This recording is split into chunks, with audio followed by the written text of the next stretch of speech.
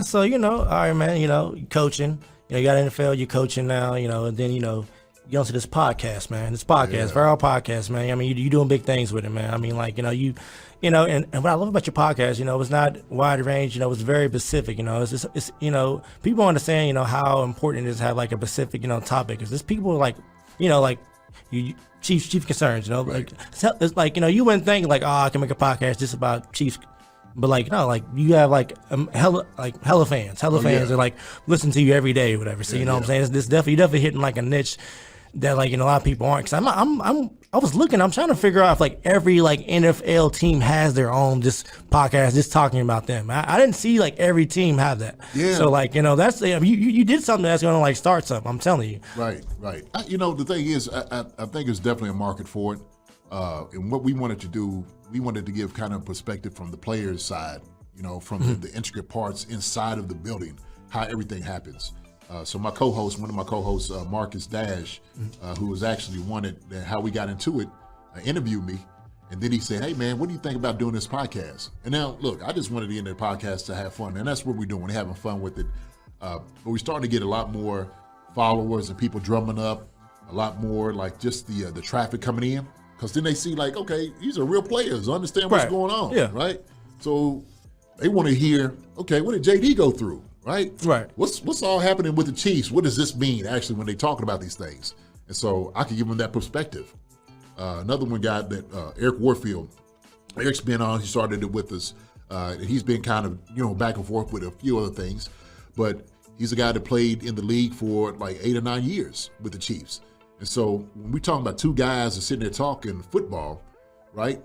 Especially Chiefs, the Chiefs are hot right now. Okay, they are on fire. Yeah, I mean as much as you can be. That's right. So that I think it just helps drum up the business when people, when they want to hear from the aspects of guys that actually play the game. And so I think we provide that for them. Yeah. So like is that your concept? Basically just bringing. So like. Do you have like guests every time, or like how does that work? Explain like like when somebody looking up Chief concerns, what do they expect to see?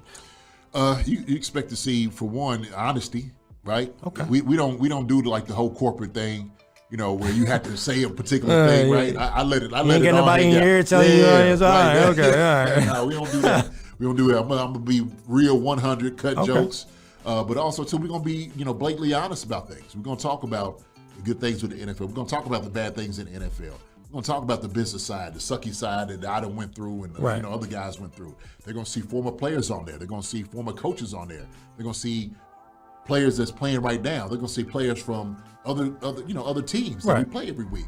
So you're going to get a myriad of just of substance with what we do. Yeah, so I was wondering, man, how do you get like all this information for the Chiefs? So you got like an inside scoop or something? Like how do you get this? You right on it. You know what I'm saying? I feel like you beat the people on TV. So I'm like, Well,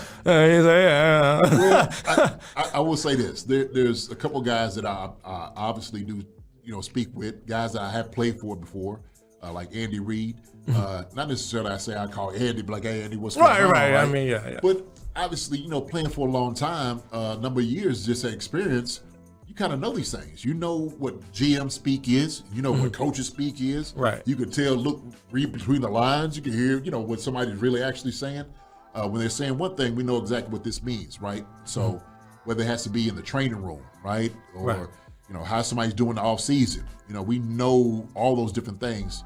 But, without a doubt, man, when we're sitting over here, we're discussing Chiefs and NFL football, those are one of the things, man, that we try to give everybody an open door to, just to see what it is. Yeah, I mean it's dope that you're able to like really like break it down in plain terms with people. You know what I'm saying? Like you said, you have like these different talks that people may not really understand what they're talking about, but you're able to like portray it and like let people understand in a way that makes sense to them. Right.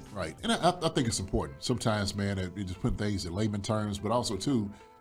Sometimes you have these talking heads on TV and, they're getting paid, to be wrong. There's a lot of people I see that out there just getting paid to be wrong.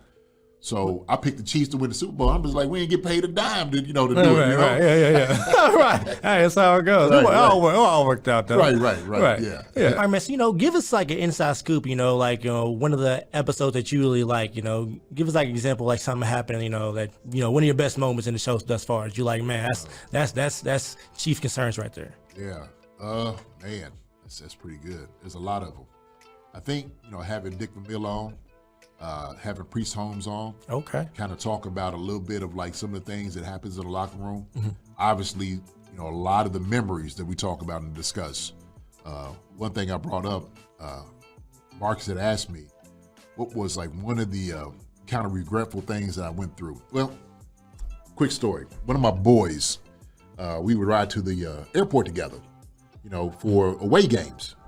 Well, same thing. He's supposed to pick me up at the airport. Well, I bounce to the crib, go get my suit, and I leave. I don't even stop by the stadium. I go straight to the airport because I was running late. Mm-hmm. I get to the plane, and they just like, yo, JD, man, where's Block at? I'm like, oh man, I left him at the stadium. It was just crazy. And so they had to leave my boy Derek Blaylock, man, at the stadium. He could not play, didn't get to travel with us. I couldn't apologize to him enough today, man. But I took his fine for him.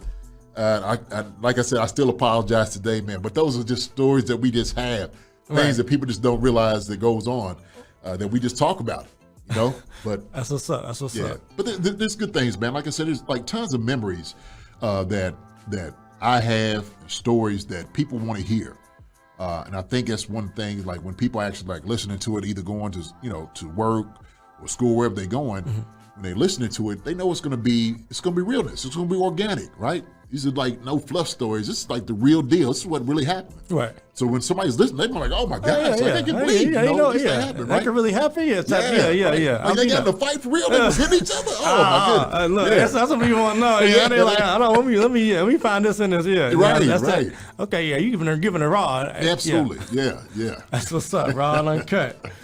Man, so Leo, what advice would you give somebody that wants to start their own, sports podcast? I say, if you want to start your own sports podcast, I say go in, man, and just do it. Just be organic as possible, right? It's a hard thing to do, just do it. It is. That's the main thing. I think people are just afraid to start it because they think they're going to mess up and it ain't going to look good. It's not going to be anything. But I think everybody has a voice. They really do. And sometimes when you start getting into it, you start talking, the more you do it, the better off you're going to be. Obviously, in certain markets, it's going to be saturated. But I think the main thing to do, man, is just kind of do your homework, right? So what I did, I started watching guys on TV. I watch how guys would do particular things. I start listening to what do I want to listen to? If I'm listening to a podcast, what do I want to hear, right? Do I want to hear a break? Do I want to hear a guy talk like this? Do I want to hear somebody like Skip Bayless? Or do I want to hear a guy like Shannon Sharp? Right. Clearly Shannon Sharp I want to listen to better than Skip Bayless. You know what I'm saying? Right? Yeah. And so that's when you got to give like a little bit of like comedy to it. Yeah, I said, the organic part of it. Hey, if you want to cry if you want to, right? Get loud if you want to get loud. Show your personality. Like I think it's a lot of it, man. Is that everybody's just kind of like, what do I do? Well, I think the main thing is just to show the world who you are. Right, because you can only fake it for so long, Like, if you faking this, it's eventually gonna show who you really are. So you might as well just be who you really are and let it go out organically. People like it real. Yes, people can feel real. That's right. Yeah. That's right. So.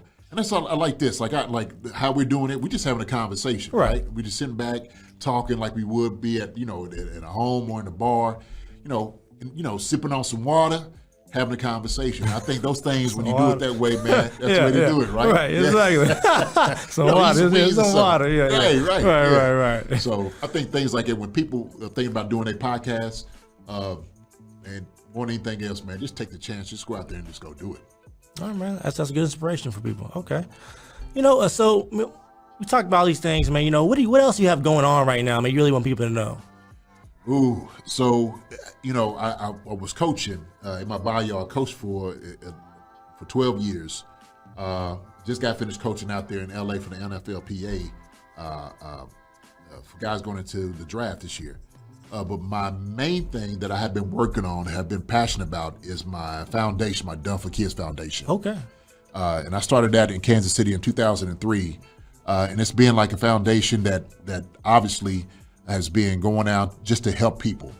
My thing is all about service too. You know, that's one thing I want to do. I want Now, to is that only in Kansas or is that like everywhere? Well, it's everywhere. So one thing I wanted to do, I wanted to bring it here in the state of Kentucky. Right. Okay. And I wanted to promote more sports, mentor younger people, you know, men and women, you know, what they want to do, get them a blueprint to life, you know, as far as like struggling if you're in middle school, if you're in high school, trying to get to college, and even college guys going into the NFL. Right. Right. My thing is, what can I do? What resources can I give you to help you on that journey? Okay. So I used to be the spokesperson out there for the Salvation Army out in Kansas City. Okay. And when I came back here, I wanted to expand my Dunn for Kids into a whole different thing, right? So what I told you, my thing was about service. One of the things I just did recently was I was able to give some money back to the flood victims from Eastern Kentucky. So we gave like 6 families $4,500 to kind of give them just a respite from everything that happened to them. You know, we try to reach out and collab with a lot of different people as far as like, you know, helping, you know, people that don't have the resources or the money in a city, whatever it may be. And so I'm trying to get as much as possible, like I said, collabing with different people to help more people, right? You know. So how do people get involved with that? How do they get in touch with you, you know, if they want to donate or actually, you know, work hands-on with the Dunn Foundation? So I have the Greater Kansas City Foundation is the one that has my Dunn for Kids underneath them. Okay. So when you go to the Greater Kansas City, you can give proceeds to that and have underneath it Dunn for Kids. And so it goes into that account. Mine is just a strictly charitable organization. That every money that comes in goes out. That's what it does. It goes out to help people out, you know. So nothing goes into anybody else's pocket. It goes to help everybody else, you know. But in 20 years working this, 20 years, that's what's up, man. Yeah. So all we try to do, man, we just trying to make it bigger and better. That's it. You know, because I just think, man, one of our responsibility as human beings, and you know, I'm a big man of faith, is to help people out. My thing is we got to be, you know, good neighbors. And with the climate that we see today, whether it may be just in the world, man, everybody's doing a bad job helping each other out. We need to do a much better job of that responsibility, helping each other out like we should be. See, you understand balance very well. You know, you receive so much, now you want to give back. You know, that's balance. You know, let's keep your blessings up. That's right. Absolutely. What's up. That's what's up, man. Definitely, you know, another example, you being a good role model. Oh, well, thank you, man. I appreciate you saying so. Oh, yeah. So, you know, man, we're gonna wrap it up now, man. So, you know, one thing I do want you to do, I want you to tell everybody, you know, where they can find, you know, Chief Concerns, you know, where to follow you at, you know, keep in touch with, you know, Dunn Foundation, things of that nature. Okay. So Chief Concerns, you can find us out on Apple and Spotify. We do a YouTube channel, so you can go in and subscribe on the YouTube channel. And, you know, we got little imprints, so you can go at any time to look what we're talking about. Also, you know, we're on all Twitter and Instagram. We're trying to get our TikTok game up a little bit. You know, we don't do any dances. So I'm just letting everybody know we don't do no dancing. But little quick stuff, though. Got you, okay. And of course, like I said, the Greater Kansas City Foundation, where you find Dunn for Kids, we're going to get that out and expand it even more. And so we're, you know, hey, come look us up. If you had to email me and find out Chief's Concerns, whatever you need to do to get in contact with us, we would more than love to come out and help people out, whatever it may be. If there's anything that we can do particular, or I can do particular help people out, y'all let me know. So, like I said, man, I'm in for servitude. That's what it's all about for me. That's what's up, man. Yeah. Hey, man, thank you for your time. Appreciate it, my brother. Yeah. Hi, everybody. Thanks for watching. Subscribe here to get the latest from the show. Also, be sure to check out the best clips from Chief Concerns. And if you prefer to listen to the show, subscribe and follow us on Apple Podcasts, Spotify, and anywhere else you get your podcasts.